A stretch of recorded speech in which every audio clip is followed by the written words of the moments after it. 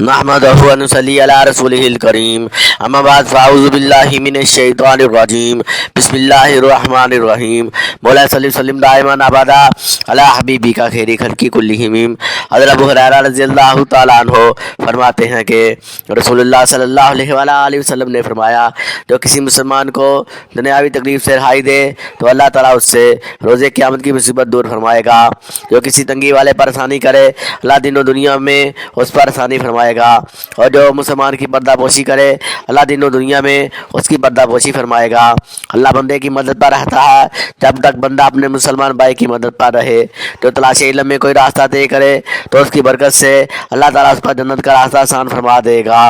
اور کوئی قوم اللہ کے گھروں میں سے کسی گھر میں قرآن پڑھنے اور آپس میں قرآن سیکھنے سکھانے کے لیے نہیں جمع ہوئے مگر ان پر دل کا چین اترتا ہے اور انہیں رحمت ڈانپ لیتی ہے اور رشتے گھیر لیتے ہیں، اور اللہ تعالیٰ اسے اس جماعت میں یاد کرتا ہے جو اس کے پاس ہے، اور جسے عمل پیچھے کر دے اسے نسب نہیں بڑھا سکتا۔ مجھے اچھی ویڈیو کے لیے چینل سبسکرائب کریں، ویڈیو کو لائک اور شیئر کریں، آپ جائے گا کمنٹ میں اظہار کریں۔ شکریہ۔